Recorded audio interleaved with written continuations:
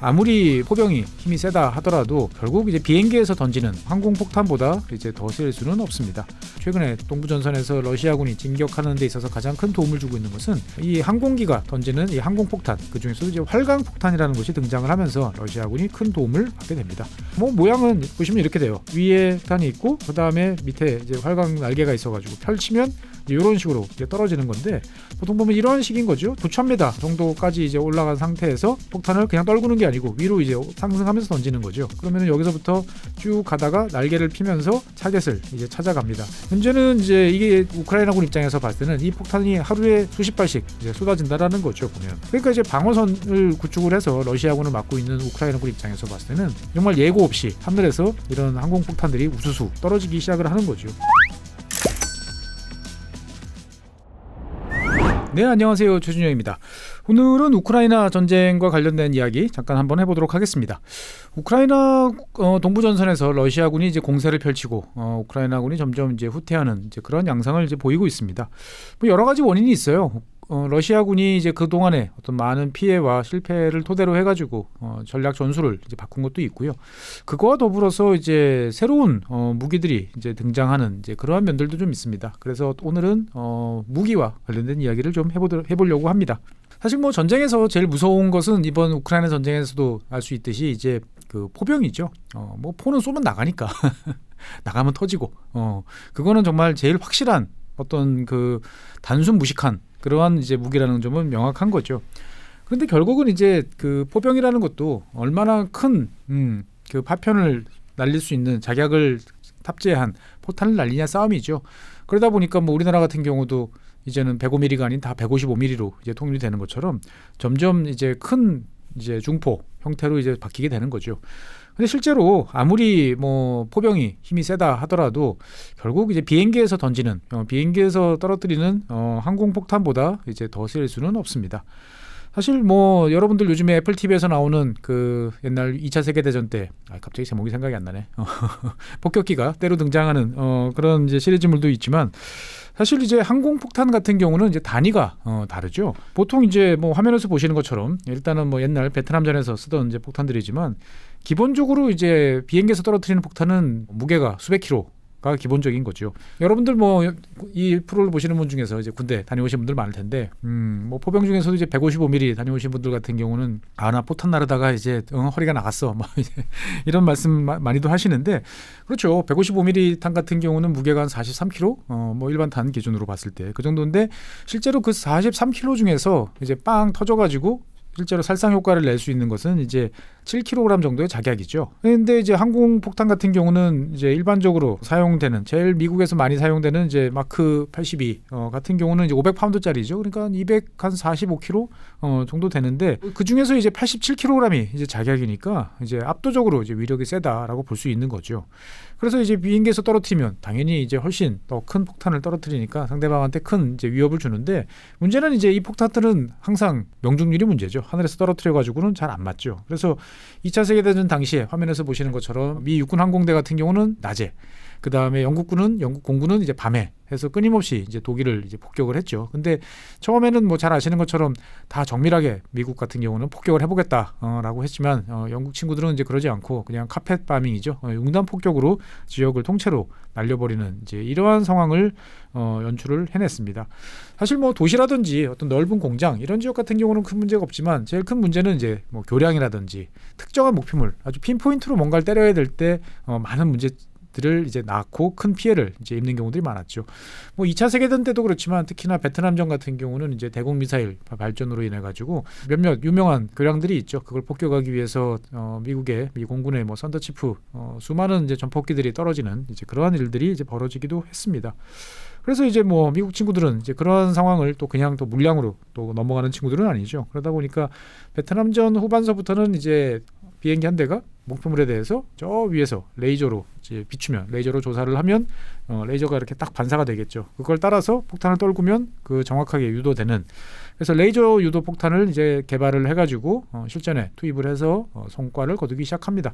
흔히 말하는 이제 페이브웨이라고 하는 레이저 유도 폭탄인데, 뭐 이렇게 생겼어요. 여러분들 잘 아시는 것처럼. 그래서 앞쪽이 이제 반사되는 레이저 빛을 쫓아가가지고 센서가 있는 거고, 뒤쪽이 이제 탄체고. 그러면 어떻게 그 목표를 쫓아가느냐? 요 뒤쪽에 있는 요 날개죠. 꼬리 날개가 이제 움직이면서 방향을 맞춰가지고 정확하게 돌입을 할 수 있도록 그렇게 해줍니다. 그래서 이 사실 페이브웨이 레이저 유도 폭탄 같은 경우는 매우 정밀하지만 제일 큰 단점은 이것을 이제 비추기 위해서는 처음에는 다른 비행기가 이제 별도로 이거를 이제 비추고 그 다음에 떨어뜨리는 비행기가 따로 있었죠. 그러다 보니까 항공기가 추가적으로 있어야 되는 것도 있고, 두 번째 문제는 그 폭탄이 그 지역에 명중할 때까지 계속 비추고 있어야 된다는 거죠. 그러다 보니까 공격받기 쉬운 이제 이러한 문제점도 있기 때문에 이 문제를 개량하기 위한 새로운 폭탄이 이제 등장한 게 요즘에 미 공군 뭐 해군 할 것 없이 제일 많이 쓰고 있는 JDAM이라고 하는 합동 뭐 타격이라고 할 수 있는 직격탄이라고 할 수 있는 JDAM이 제일 많이 쓰이고 있습니다. 뭐 이 JDAM도 똑같아요. JDAM 같은 경우도 이 뒤쪽에 여기에 이제 핀이 있어가지고 핀 테일 킷이 이제 유도를 하는 이제 그러한 상황은 이제 똑같고, 그 다음에 여기에 이제 날개를 달아가지고 화면에 보시는 것처럼 이제 글라이더 형태로 해가지고 쭉 더 가서 떨구는 이제 이러한 폭탄들도 있습니다. 그래서 JDAM-ER이죠. Extend Range라고 그래가지고 더 멀리서 이제 비행기가 폭탄을 던지기 위해서 이런 식으로 이제 만들어내는데, 보통 이제 아까 보여드렸던 기본형 JDAM 같은 경우는 뭐 고도에 따라 달라지지만 보통 한 30km 이내, 한 28km 정도까지는 이제 명중을 시킬 수 있는, 그러니까 어떻게 보면 적 방공무기, 웬만한 방공무기에서 좀 떨어져 있는 곳에서 던질 수도 있고, JDAM-ER 같은 경우는 이제 72km 정도까지도 떨어져서 폭탄을 던질 수가 있는 거죠. 이 뭐 조인트니까 관성유도 장치, 즉 INS 그리고 이제 GPS 이게 동시에 이제 작동을 하게 되는데, INS 뭐 GPS가 이제 방해를 받아서 INS만 가지고 유도할 경우에는 이제 30m 정도의 이제 공산 오차가 나오고, GPS 같은 경우는 이제 한 13m니까 훨씬 더 정확한 거죠. 그래서 어떻게 보면 이러한 이제 정밀 타격 무기는 그동안에 오랫동안 이제 미국의 미국 공군 뭐 해군 어떻든 간에 미국 항공력의 이제 힘을 상징하는 그런 존재였고, 지금은 이제 많은 나라들이 이제 비슷한 것들을 만들어서 이제 사용을 하고 있습니다. 우리나라도 있고 러시아도 있고 많은 나라들이 이제 이러한 유도 정밀 유도 폭탄들을 이제 갖추고 있는데, 이제 문제는 뭐냐? 비싸죠. 아무래도 그냥 멍텅구리 폭탄보다 비싸다 보니까 사실 이것을 모든 표적에 대해서 던질 수 있는 나라는 아직까지 미국밖에 없다라고 이제 말씀드리겠습니다. 그런데 이제 최근에 앞서서 이제 우크라이나 전쟁 이야기를 잠깐 해드렸지만, 우크라이나 전쟁에서 최근에 동부전선에서 러시아군이 진격하는 데 있어서 가장 큰 도움을 주고 있는 것은 이 항공기가 던지는 이 항공폭탄, 그 중에서도 이제 활강폭탄이라는 것이 등장을 하면서 러시아군이 큰 도움을 받게 됩니다. 뭐 모양은 보시면 이렇게 돼요. 뭔가 이상하죠? 보통 보면은 이 날개가 이제 지금 밑에 장착이 돼 있어서 그렇습니다. 그러니까 이제 일반 폭탄 밑에다가 이제 키트를 더 이제 장착하는 이제 그런 방식인데, 뭐 얼핏 보면은 이제 JDAM-ER하고 비슷합니다. 그러니까 이제 위에 폭탄이 있고 그 다음에 밑에 이제 활강 날개가 있어가지고 펼치면 이제 이런 식으로 이제 떨어지는 건데, 제일 큰 차이는 뭐냐면 이 러시아가 만드는 이 활강 폭탄 같은 경우는 그 JDAM처럼 정밀하게 이 뒤에 테일킷이 이렇게 날개를 이렇게 움직여가지고 뒤에 꼬리 쪽이죠. 이 꼬리 쪽이 움직여가지고 타격을 못해요. 왜? 이 미국 같은 경우는 전통적으로 항공폭탄을 만들 때 부분 나눠가지고 제일 끝에 이제 이 안정 핀 같은 경우를 따로 붙이니까 요거만 바꾸면은 이제 갑자기 스마트한 폭탄으로 바꿀 수 있는데, 러시아 같은 경우는 예전서부터 이런 항공폭탄은 통째로 만듭니다. 지금 이렇게 보는 것처럼 이게 원피스예요. 하나로 되다 보니까 이 뒷 날개는 그냥 이제 떨어질 때 흔들리지 않도록 하는 정도만 유지만 할 뿐이지 이거를 조종을 할 수가 없는 이제 그러한 상황입니다. 그러면 이제 이런 무기들은 그러면 어떻게 이 활강폭탄 UMPK라고 이제 부르는 이 활강폭탄 같은 경우는 이제 뭘로 유도가 되느냐? 이런 GPS 유도로 됩니다. 그러니까 이제 미국이 이제 만든 게 글로벌 포지셔닝 시스템에서 GPS고, 러시아 같은 경우는 이제 글로나스라고 해서 자체적인 글로벌 포지셔닝 위성을 유지를 하고 있는데, 지금 이 폭탄 안에 보면은 이런 유도 킷이 이제 붙어 있는 거죠. 정확히 말하면 폭탄 아니라기보다는 요 날개, 요쪽 부위, 요 앞쪽 부위에 이런 킷이 이제 붙어 있습니다. 그래서 요 지금 보이시는 요 기판들이 저 우주에서 돌고 있는 러시아의 글로나스 위치 정보 위성을 위해서 보여주는 위치를 타고 정확하게 이제 유도가 되는 그러니까 흔히 말하는 이제 GPS 유도 방식의 이제 폭탄이죠. 활강 폭탄인데 최대 사거리는 한 70km 정도가 됩니다. 그러니까 이제 70km 정도 되니까 실제로 우크라이나군이 이제 많이 보유하고 있는 맨패드라고 그러죠. 보통 이제 보병들이 많이 하고 있는 휴대용 방공 미사일에 비해서는 훨씬 더 먼 거리에서 안심하고 이제 던질 수 있는 이제 그러한 장점이 있다라고 이제 볼 수가 있습니다. 그래서 보통 보면 이런 식인 거죠. 보통 한 9,000m 정도까지 이제 올라간 상태에서 폭탄을 그냥 떨구는 게 아니고 위로 이제 상승하면서 던지는 거죠. 그러면 여기서부터 쭉 가다가 날개를 피면서 타겟을 이제 찾아갑니다. 그래서 사정거리 같은 경우는 뭐 최대 사정거리는 한 70km 정도라고 그러는데 보통은 한 60km 정도를 이제 권장하는 것 같습니다. 그러니까 보병들이 휴대할 수 있는 휴대용 방공 무기 멀리서 러시아 공군기들이 폭탄을 던지고 이제 유유히 돌아가는 거죠. 그러면 이제 이 폭탄 같은 경우는 낙하를 해서 목표물을 이제 타겟을 하게 되는데 그러다 보니까 이제 이 방금 말씀드렸던 러시아의 이제 활강 폭탄이라고 합니다. 그러니까 미국의 JDM보다는 이제 유도 능력이 떨어지는 하지만 날개가 이제 부착이 돼서 일반 멍텅구리 폭탄을 이제 훨씬 멀리 던질 수 있는 이제 그러한 폭탄인데 문제는 이제 이게 우크라이나군 입장에서 봤을 때는 이 폭탄이 하루에 수십 발씩 이제 쏟아진다라는 거죠 보면. 그러니까 기존의 폭탄에다가 요 활강 날개 그리고 유도kit만 이제 붙이면 되니까 가격이 쌉니다. 그래서 포탄 한 발에 이제 이 활강 폭탄 같은 경우는 한 200만 원 루블, 우리 돈으로 하면은 한 3천만 원 정도니까 몇 억씩 하는 이런 이제 JDM보다는 미국이 말하는 자랑하는 이런 JDM보다는 성능은 좀 떨어지지만 가격이 원체 뭐 저렴하다 보니까 많이 사용을 이제 하고 있는 거죠. 그리고 이제 실제로 보면은 오차가 한 15에서 20m 정도니까 상당히 이제 정밀하게 이제 떨어질 수도 있고 무엇보다도 이제 생산하기 쉬운 거죠. 기존에 만들어놨던 항공폭탄에다가 요 킷만 붙이면 되니까 하루에 한 20개 정도씩 만드는 데는 별 문제가 없다라고 이야기를 합니다. 그러면 이제 이게 터지면 상당히 뭐 큰 위력을 날 수밖에 없는 거죠. 그러니까 러시아군이 제일 많이 쓰는 요 폭탄 같은 경우가 이제 그 500kg짜리니까 미국으로 따지면 이제 1,000파운드짜리 정도 되는 거죠. 그래서 보통 이제 이게 떨어지면은 반경 한 140m 정도까지 있는 소프트 스킨, 뭐 그러니까 이제 장갑으로 보호되지 않는 그냥 일반인 사람들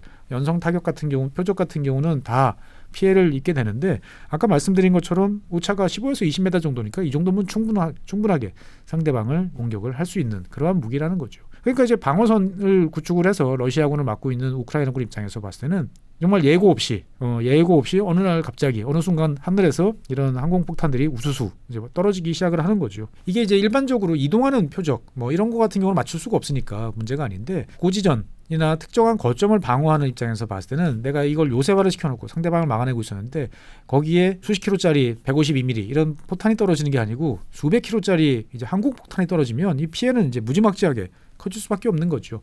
뭐 아무리 이제 보강을 해놨다 하더라도 계속 때리면 무너지는 거고 그 안에 있는 사람들은 뭐 직접 타격을 입지 않더라도 정신적으로 이제 큰 충격을 이제 받을 수밖에 없는 거죠. 그래서 우크라이나군 입장에서 봤을 때는 이 항공폭탄, 활강폭탄에 의한 러시아군 공격이 지난 한 석 달 동안 집중이 되면서 큰 타격을 입고 후퇴를 하게 되는 이제 그러한 상황을 겪고 있습니다. 그래서 우크라이나군 입장에서 봤을 때는 이 활강폭탄을 어떻게든 저지를 이제 해야 되는데 사실 제일 좋은 방법은 이 비행기가 아예 근처까지, 그러니까 아까 뭐 최대 사정거리가 한 70km 정도라고 했으니까 이 전선에서부터 러시아군 항공기를 한 100km 이상 뒤로 밀어내면 이 활강폭탄의 위협으로부터 벗어날 수가 있는 거죠. 그런데 이제 우크라이나의 항공력은 이제 그만한 러시아군을 그렇게 밀어내기는 쉽지 않은 상황이다 보니까 러시아군이 이제 아주 안심하고 던지는 폭탄에 이제 큰 피해를 입을 수밖에 없고, 그래서 이제 아까 보여드렸던 이러한 이제 기본적으로 글로나스 위성에서의 받는 위치를 토대로 해가지고 유도가 되기 때문에 이것을 이제 막기 위한 여러 가지 교란 장치, 재밍 이런 것들을 시도를 하고 있지만 포탄 자체가 아까 떨어지면 반경 한 뭐 150m 이 정도까지 큰 타격을 주기 때문에 이걸 막아봐야 약간 교란을 시켜봐야 큰 차이는 없는 이러한 것이 이제 우크라이나군의 가장 큰 딜레마다라고 이제 말씀드릴 수 있겠습니다. 그래서 이제 결국은 우크라이나나 이제 서방 국가들 입장에서 봤을 때는 결국 이 러시아 항공기들 주로 이제 뭐 수호이 34, 35 같은 이제 대형 전폭기들을 동원해가지고 이런 이제 활강폭탄을 던지고 있는데 이것들을 이제 공격하기 위해서 탱크를 잡는 거는 탱크가 제일 좋은 것처럼 비행기를 잡는 데는 비행기가 제일 좋죠. 그래서 F-16 과 더불어서 같이 제공되는 이제 암람 미사일에 되게 큰 기대를 걸고 있습니다. 그러니까 지금 화면에 보이시는 거는 이제 해군형입니다. 항공모함에서 이제 탑재를 하고 있는데 상당히 길죠. 암람 미사일 같은 경우는 이제 장거리 미사일, 예전에 장거리라고 불렀는데 요즘엔 중거리라고 부르는 것 같습니다. 사정거리가 한 100km 정도 되고 그다음에 레이더로 자체적으로 이제 액티브 호밍을 하다 보니까 뭐 일단 쏘고 나면 알아서 이제 맞추는 이제 그런 미사일인 거죠. 사정거리가 100km 정도 되니까 러시아군 입장에서 봤을 때는 상당히 이제 껄끄러운 그러한 존재가 될 수 있습니다. 그래서 우크라이나군 같은 경우는 지금 이제 상반기 뭐 6월 정도부터는 아마 우크라이나 이제 파일럿들이 모는 이제 F-16들이 이제 전선에 등장을 하게 될 텐데 그때까지는 러시아군이 이제 던지는 이런 빨강 폭탄으로 인한 큰 피해를 입을 것 같습니다.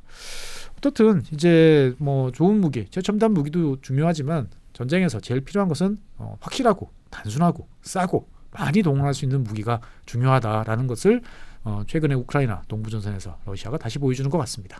네, 오늘 제가 준비한 사항은 여기까지입니다. 감사합니다.